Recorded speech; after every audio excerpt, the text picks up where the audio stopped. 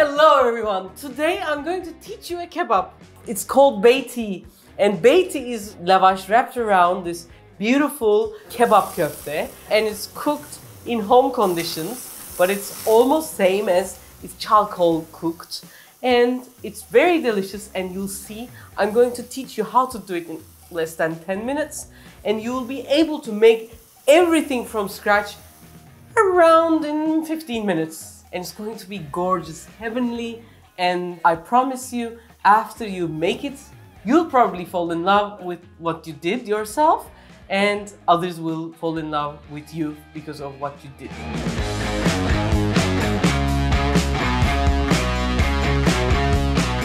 This kebab will get its taste from the meat. Else than the meat, I have, this is called kapya pepper in Turkey, but you can use any red pepper that you have.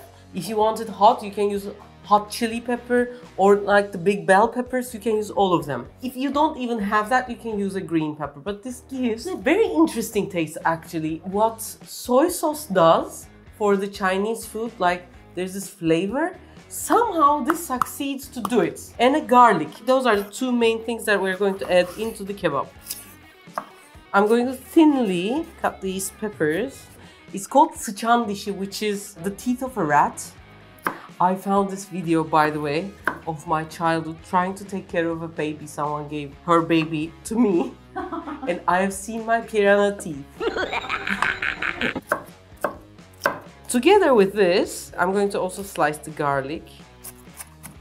For this beiti, different from the other kebabs, garlic is very important. It's going to be inside the kebab, it's also going to be outside. Now, when it comes to the meat, here I have 300 grams of beef from around the ribs. It's called single grind, which is thicker. You can use burger patties for this, because burger patties are around the same, like it's fatty and probably it's around from those places.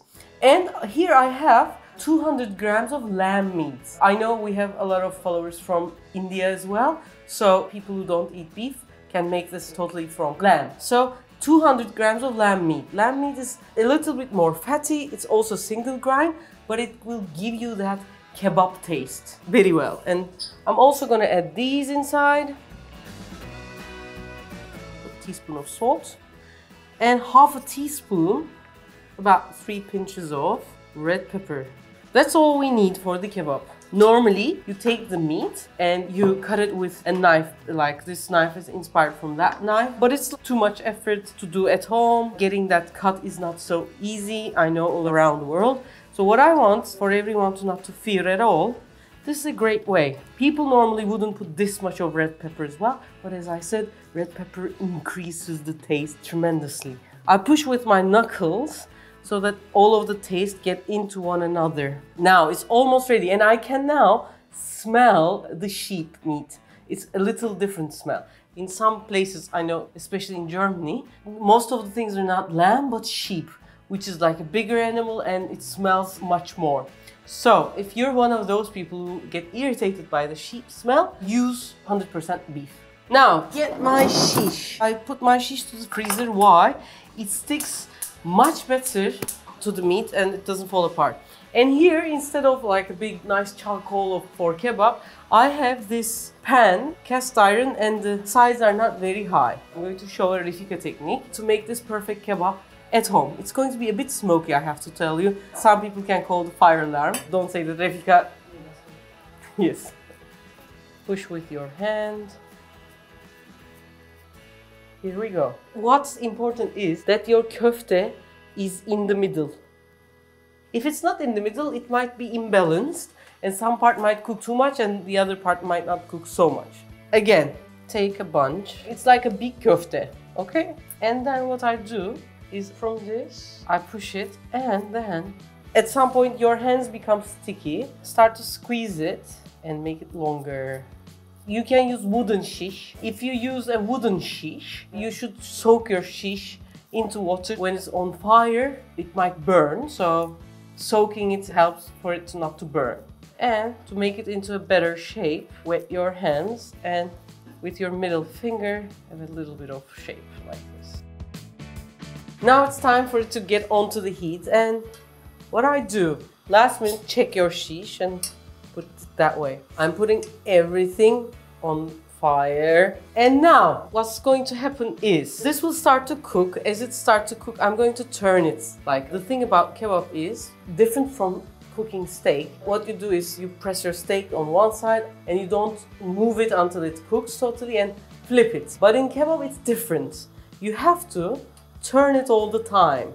Actually, we have this concept of ocakbaşı where you go and you sit in front of the fire and the guy turns it all the time. What happens is when he's cooking, he turns it all the time in front of you, and that increases your appetite. And by the way, what it is like, I want to share you something that I'm really proud of. And it's my triangular shish. Like, I found this in Antep. A guy was making it. It was so good. There was no one in Turkey who was producing it. And why is this triangular? Because the heat is actually 120 degrees. And for the perfect cooking, the perfect shape of shish, in my opinion, is triangle. So finally we were able to produce it and sell it now in Etsy as well. You can have a link here. I can say that anywhere in the world, including Turkey, this is the only place that you can find this triangular shish, and you'll also fall in love with it. This technique of cooking kebab is also my thing. Like, if the meat sticks to the pan, it's never as if it's like a charcoal cooked. But when it's this way, it has a lot of smoke, that's for sure, because the fat drops and then it becomes a smoke. But it becomes almost same as kebab houses.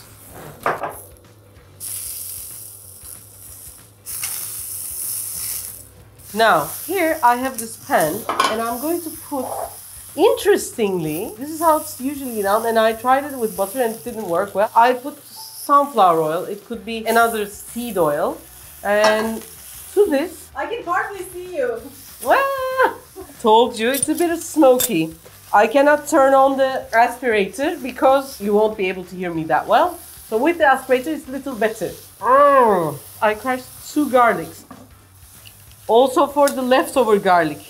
This is also goodness, guys. No one uses this, I know, in videos. But I believe it's very important. I've just read an article that in Canada, if people wouldn't thrown away food, was able to use, Canada would have every year 6 months more worth of food. So food waste is a big issue. So we are not wasting anything. Also, we have great parsley here. I'm going to roughly chop them as well. And when the color of the garlic is started to turn, it's time to add the parsley and a bit of water. More smoke is coming. And if you like hot, some red pepper. And what this is going to turn into... What happened? It's like a sauna here. A bit too much, I think, huh?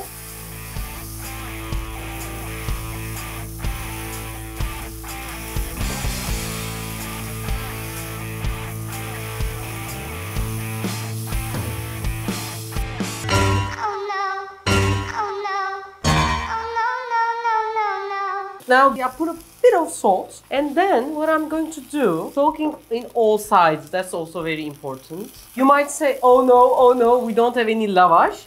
We have the recipe on the channel, so you can always use it. What I'm going to do is put the second one here, and then take this niceness in the middle like this. If there are places, for example, this place wasn't as wet as I wanted to be, what I'm going to do, put some more. Can you see how beautiful it's cooked? Yeah. What I'm going to do, I'm going to take this out. And the second one. Because it's hot, just do this. Press it with your hands and then take it out. You're wrapping only one layer. Yes. And this is, for example, it's like dürüm. Now, this also soaks the juice of the meat and also soaks the garlic juice, which is incredibly tasty.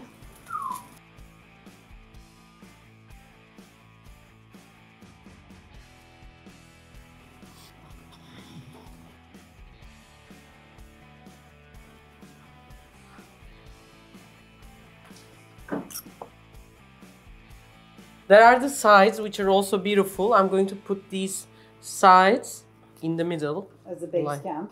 Now I'm also heating what's left on the pan. And I'm going to add some tomato juice in the middle. And some bit of butter, like this.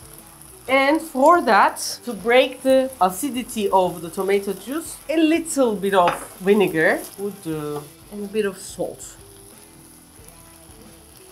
Now it's going to simmer. And for the middle, I'm going to put some yogurt. Put it like a tahini if you like to the middle. And then I'm going to put this sauce like this. And what I'm going to do with it, Bahar, is put it on the side like this. Was machst du? What happened to your English?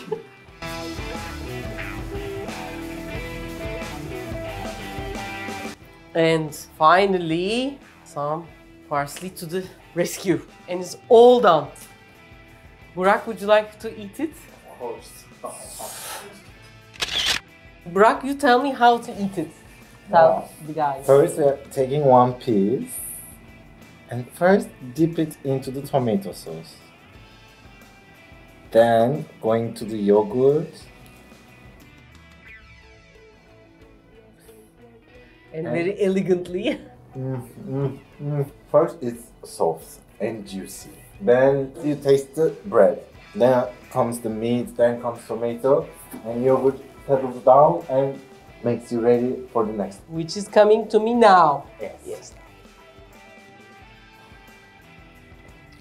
Heavenly.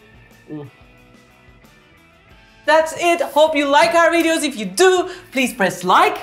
And please leave a little comment. When they are combined, it becomes amazing for us. And if you do that, I would be so happy. Love you guys very, very much. Bye.